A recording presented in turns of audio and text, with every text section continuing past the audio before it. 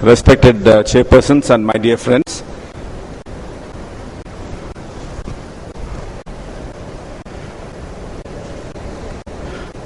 the SICS is also you can consider as a diamond standard if you consider phacoemulsification as a gold standard.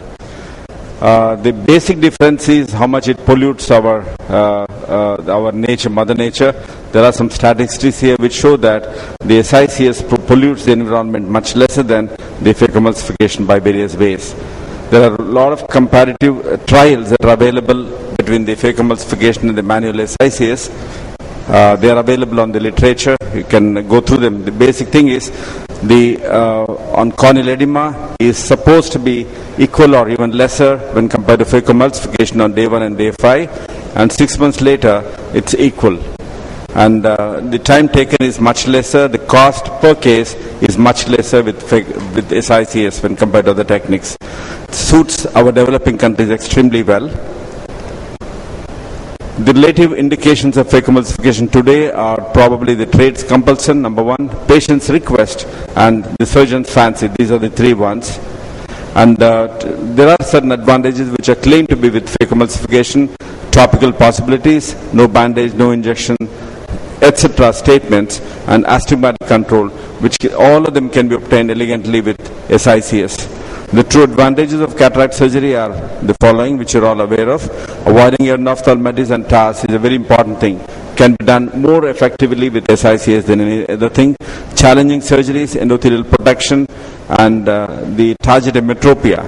The eligibility to put premium and multifocal lens in a surgery, control of astigmatism, immediate rehabilitation are elegantly possible with the technique that I'm going to show you.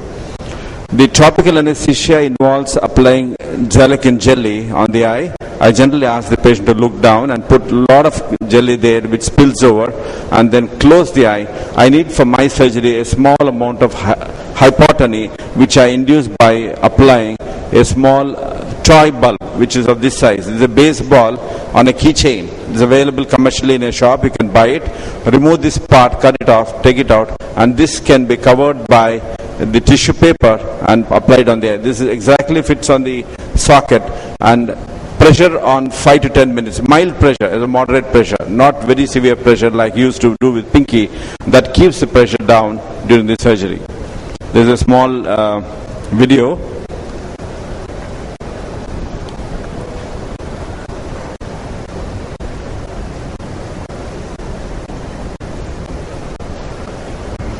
I'll run it quickly.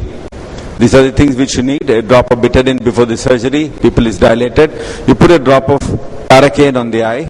Wash your hands before that.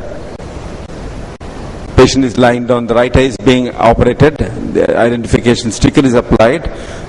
This burns when you put it on the eye. So put a drop of Paracaine initially and a betadine drop.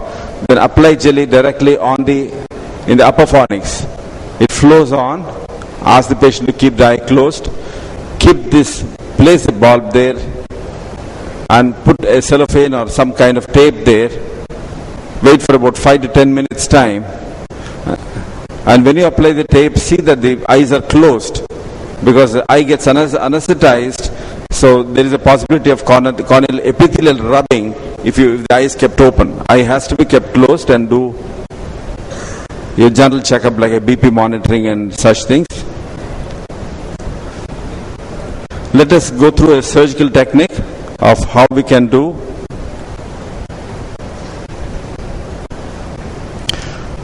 That's the temporal bulbar area. I'm sitting on the temporal side of the right eye.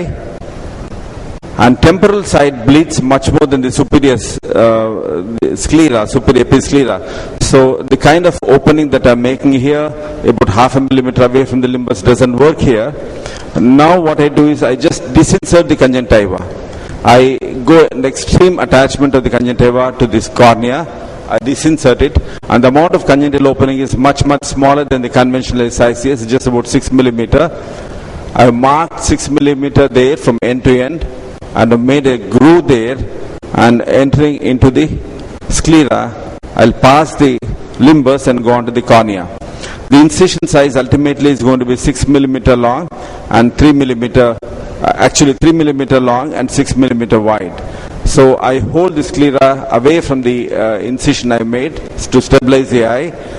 This is very important. The eye has to be stabilized because there is no superrector suture, and eye is slightly softer, which makes the tunneling a little more difficulty. So you have to give a counter traction by holding the sclera with the forceps. So there are so many kinds of doing rhexis. Now I do it under air as usual. I've entered the chamber at the limbus, and the size of the rhexis is very important. Don't try to be bogged down by making a small rhexis. Always try to do a big rhexis, as big rhexis as possible when you're doing SICS. So go and anterior chamber has to be actually very deep. Control the eye by holding the sclera at some point.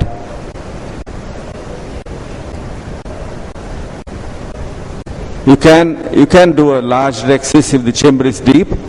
The other option is to have viscoelastic into the anterior chamber or fluid in the anterior chamber, but the idea is to make the chamber actually deep. And enter the chamber at this point. All these days chamber was not entered. Now I'm entering the chamber with a 5 millimeter keratome, which I later enlarged to 6 millimeter. Inject viscoelastic to deepen the chamber once more. Hydrodissection is the most important part that follows this. Evacuate little amount of viscoelastic. This I'm removing the capsular flap at this point. Take one single. This is the 26 gauge cannula that was made by us. I'll show you how to make it. I've entered injecting fluid. This is mounted on a 2 cc syringe which has got the balanced salt solution. This cannula goes right under the capsular bag towards the equator. Many times we do a mistake of keeping the plane of this parallel to the iris. Actually, this cannula should be not only parallel to the iris, but actually should go down and laterally in the direction of the equator. So if you just go parallel to the iris, the fluid comes back. So you not only direct it laterally, but also downwards, and within 1 or 2 drops of injecting the fluid, you will get a good hydrodissection. The nucleus is brought into the anterior chamber by manual technique and bisected in the anterior chamber. This cannula is again the same cannula is used. Now it's mounted on a viscoelastic syringe and it's continuously injecting viscoelastic into the anterior chamber. So now you can see it being injecting. Now the half of the nucleus easily comes out through the 6 millimeter tunnel. Inject viscoelastic continuously and remove the rest of the half of the nucleus. Now aspiration of the cortex is very easy because you have done a capsular separating, cortical separating the hydrodissection. Hydrodissection mainly aims at facilitating cortical aspiration and it has got no role to play in the nucleus removal. You should not do hydrodelineation because if you do hydrodelineation, you are going to separate the nucleus and the cortex and you are left with a large amount of epinucleus. So epinucleus and nucleus has to be taken out separately together and it should not be dissected out by hydrodelineation. The only hydro procedure that you do is to separate the cortex from the capsule. Any lens can be implanted. It doesn't have to be PMMA lens. You can implant a foldable lens. You can fold it if you want. But if you prefer not to fold it, you can put it directly. But put a drop of viscoelastic so that you don't touch the conjunctiva and push it inside. And it's a very elegant way of implanting the IOL. Though it's a foldable lens, you can decide to not to fold it so that the integrity of the IOL is maintained. This is a temporal, topical, no anesthesia utilized inside the eye. But if the patient has a little amount of pain, you can always inject few drops of the Xalakane into the eye. And this tunnel is not stretched. Just inject a little bit of fluid and then cut the diathermy of the conjunctiva, brings it back to the normal architecture. The patient does not have to be bandaged, the eye does not have to be bandaged. It's a very secure wound. Even if you press that area, no fluid will come out. And as the tunnel is not stretched,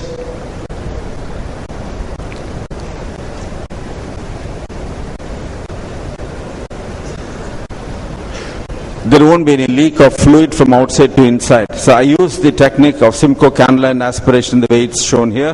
This is 5 days post-operatively. You don't even make out which eye was operated. Even on the day one, the cornea remains pristine.